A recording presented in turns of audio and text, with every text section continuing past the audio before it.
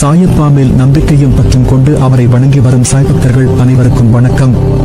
நல்லதையே நினைப்போம், நல்லதே நடக்கும். உங்கள் அனைத்து வேண்டுதல்களும் நிறைவேற எல்லாம் வல்ல சாயப்பா உங்களுக்கு அருள் புரிவார். இன்றைய சாய் அப்பாவின் அமுதமொழியை கேட்போமா? அன்பு குழந்தையே, நீ குபேர ராஜயோகம் பெற்று வாழப் போகிறாய். உன் நீண்ட நாள் வேண்டுதல் ஒன்று மிக விரைவில் நிறைவேறும். உனது கஷ்டகாலம் முடிவுக்கு வந்தது.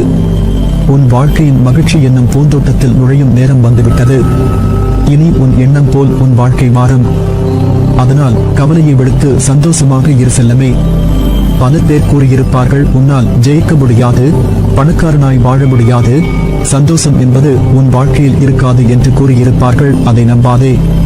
அது எல்லாமே போய். உன் வாழ்வில் இது நடக்கும் நடக்காது என்று யாராலும் கூற முடியாது. அவை எல்லாம் முன்கூட்டியே எழுதி வைக்கப்பட்ட பக்கங்கள். விதி என்னும் விளையாட்டில் நீ என்ன நான் என்ன எல்லாரும் ஒன்றுதான்.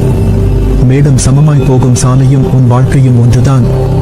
இதை கண்டும் உன் பயணம் நிற்கப் போவதில்லை. ஒரு நாள் சோகமாய் இருப்பாய், மறுநாள் சந்தோஷமாக இருப்பாய்.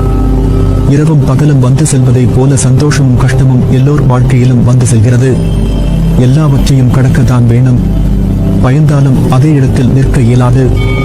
நீ செல்லும் பாதைகள் எத்தகையது என்று உன்னால் தீர்மானிக்க முடியாது என்றாலும் அதை எப்படி நல்லபடியாய் கடப்பது என்று உனக்கு உன் மனதில் இருந்து நான் கூறுவேன். நீ விழும்போது என் கை உன்னை தாங்கி பிடிக்கும். உன்னை அந்த கஷ்டத்தில் இருந்து காப்பாற்றுவேன். நீ விரும்பும் வாழ்க்கையை என் பரிபூரண ஆசையோடு பெறுவாய். ஏனென்றால் நீ என் அன்புக்குரிய பிள்ளை. என் குழந்தையை நான் தவிக்க விடுவேனா? உன்னால் சாதிக்க முடியும். அந்த அளவுக்கு திறமையும் புத்திக்கூர்மையும் உனக்கு உண்டு. ஆனால் நீ என்ன செய்கிறாய்? எதையோ யோசித்து உன் நேரத்தை வீணடித்து உன் வாழ்க்கையை வீணடிக்கிறாய். உன் எண்ணம் முழுவதும் உன் உதவிக்கு உறவினர்கள் இல்லை, யாரும் அரவணைக்க மாட்டேன் என்கிறார்களே என்று கவலை கொள்கிறாய். அரவணைப்பு இல்லாதது போல் உணர்கிறாயே.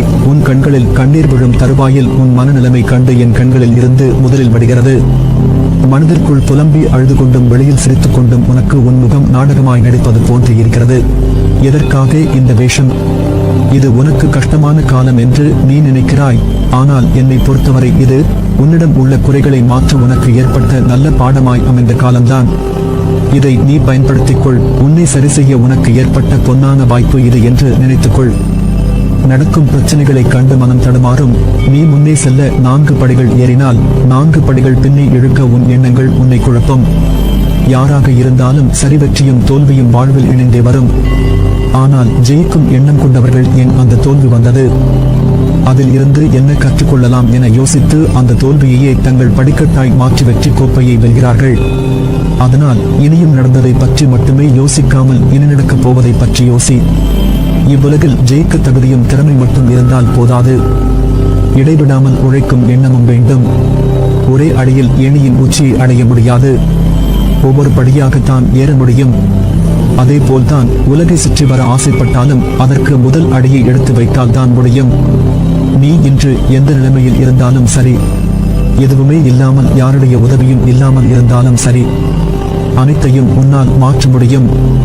உன் குறிக்கோள் என்ன என்று முதலில் கண்டுபிடி. அதை நோக்கி ஒரு தெளிவான பாதையை உருவாக்கு.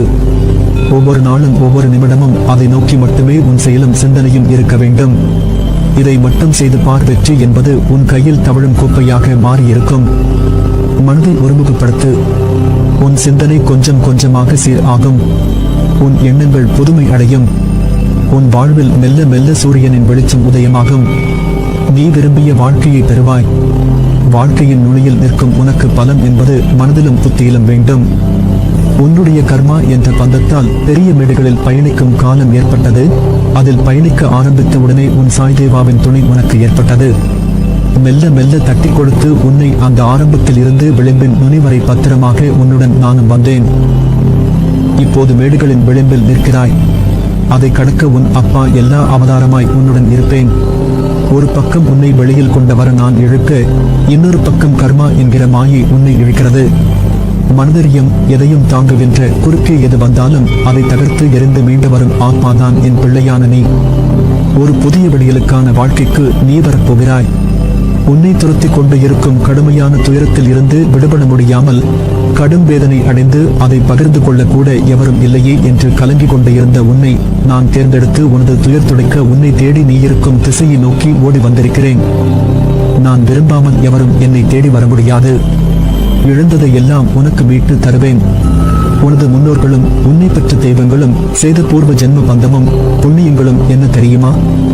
நான் உனக்கு மானசீக குருவாக கிடைத்தது. அதனால் நான் உன்னை தேர்ந்தெடுத்து உன்னை தேடி உன்னுடன் இருப்பதற்காக வந்திருக்கிறேன். எந்த சூழ்நிலையிலும் தனிமையில் இருக்கும் போதும் யாருமே இல்லையே, எனக்கு யார் இருக்கிறார்கள் எனக்கு உதவி செய்ய? எப்படி நடத்தப் போகிறேன் என்று கண்ணீர் மல்க எனது பாதங்களில் விழுந்து அழுது கொண்டு இருக்கிறாய். காத்திரு, பொறுமையாக இரு.